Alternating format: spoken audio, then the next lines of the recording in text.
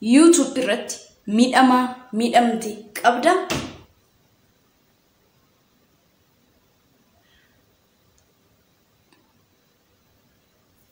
Dadhabbiin koo inni yeroo dheeraas deebii argatee har'a YouTube'n koo hojii eegalee jira.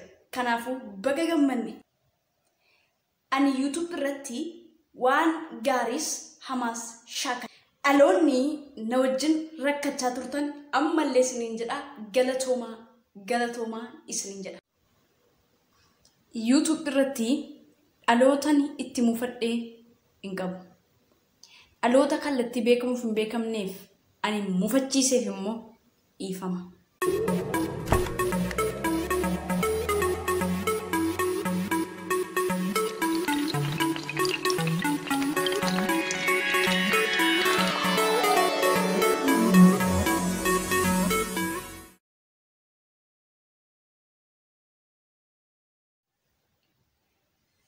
Nagaanii fi araarri jaalalli waaqayyoo isiniif haa baay'atu.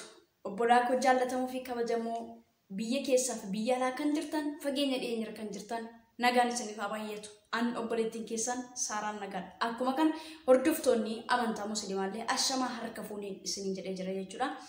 Ani egaa obboleettiin keessan toora YouTube irraa badee kan ture akkuma kan obboloonni nafaana dadhabaa kan turtanii humaa miti naan jechaa sumoo turtan jirtu jechuudha. Na jajjabeessaalee bilbilaan illee akkuma kana teekstiidhaan illee haamileenaaf kennaa turtanii gaddas gammachuus nafaan hirmaachaa turtan guddaa galatoomaa isiniin jedha jechuudha. Har'a garuu misraachoo tokko isinitti himuudhaaf dhufee jira jechuudha. Gara YouTube'tti deebi'ee jira jechuudha. YouTube'n kongiranaan jedhee hojii akka nu wajjin jalqabuudhaaf yookiis immoo hojii kana booddee akka irratti hojjechuu danda'uudhaaf jechuudha. YouTube'n naaf deebisee jira jechuudha. Adabasaas yookiis murtii fi turtii dura naaf kenname sana xumuree uggurama sana jalaa ba'ee har'a kun tooratti deebi'ee jira jechuudha. Abdii kutannaa keessaas ba'ee jira jechuudha.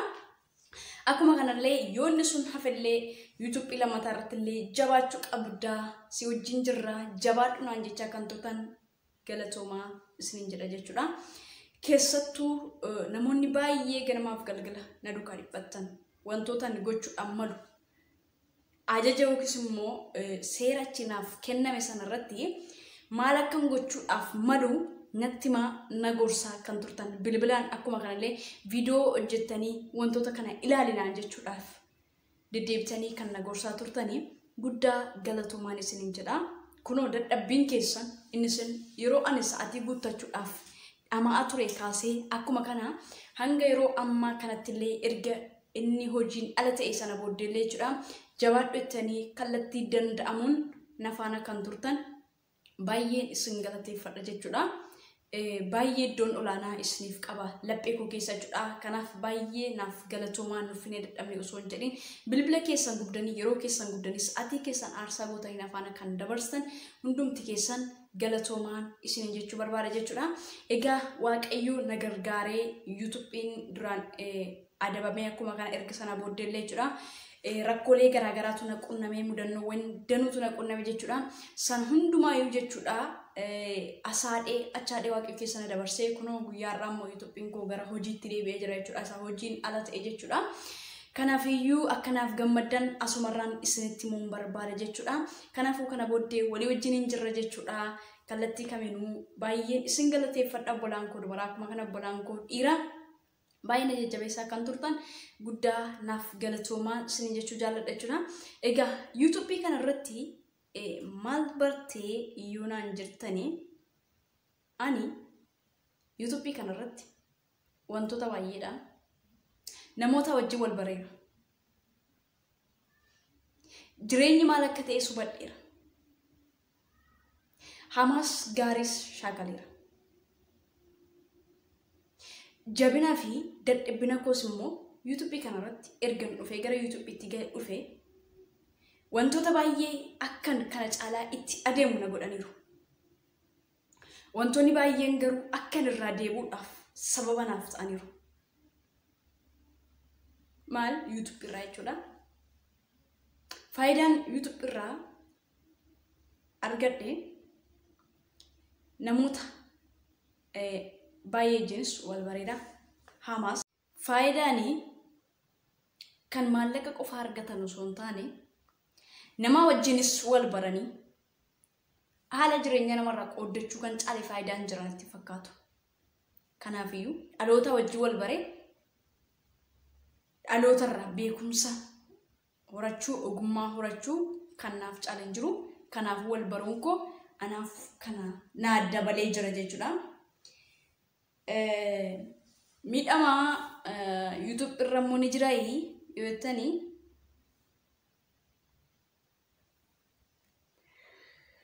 miidhamni YouTube irras ni jira.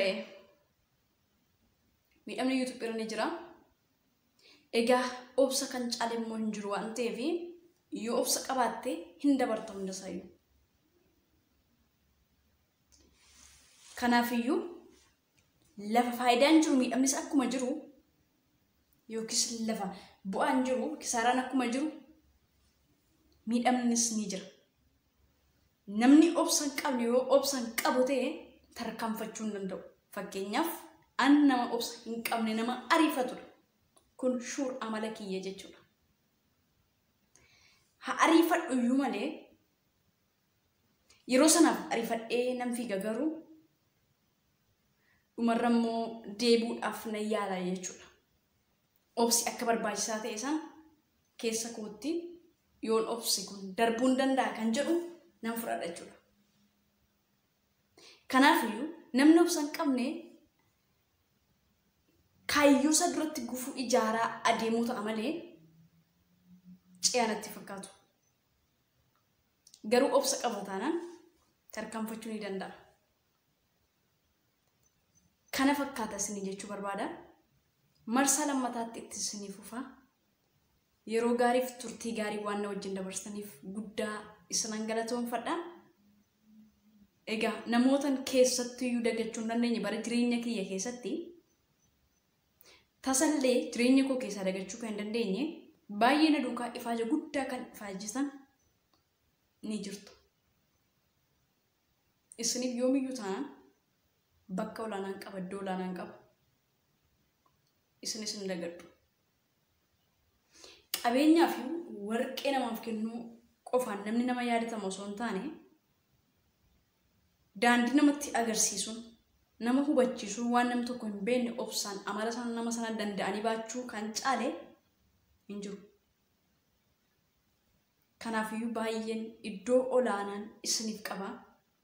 Naaf jiraadha. Isiniin jedha jechuudha. Kanaafiyyuu kongiraa baga gammannee baga naaf gammaddan anis immoo gammachuu guddaa qaba jechuudha. Maaliif amma kana gammaddaa jechuu dandeessu? Dadhabbii ani YouTube kanarratti dabarse baay'ee kan ulfaatudha jechuudha. Baay'een keessan ni beektu kanneen hin beekne illee jiraachuu dandeessu jechuudha. Kanaafiyyuu sun furmaata argachuunsaa anaan baay'ee na gammachiisee jira jechuudha. Sanyii ani facaase sana deebisee hammadhee nyaachuun koo anaaf gammachuu addaati. Kanaafiyyuu isa sana deebisee hammadhee waan nyaadheef nan gammada. Isinillee baga naaf gammaddan naaf galatoomaa isiniin jedha jechuudha. Obsa qabda taanaan kanatti yaadde hundumtuu fiixaan siif ba'a. Obsa hin qabdu taanaan garuu duraan dursitee gufuu kaayyoo kee duratti ijaaraa adeemuu sitti taate. Kanaafiyyuu yoo obsa qabaatte waan hundumaa keessayyuu darbuun ni danda'ama. Kanaafuu dhaamsa koo keessatti dhaloonni YouTube hojjettan akkuma kana hojiilee garaagaraa hojjettanii bobbaatanii obsa qabaachuun dirqama isinitti taati. Yoo obsa qabaattanii inni isin yaaddan hundumtuu milkiidhaan isiniif xumurama. Kun dhaamsa kooti.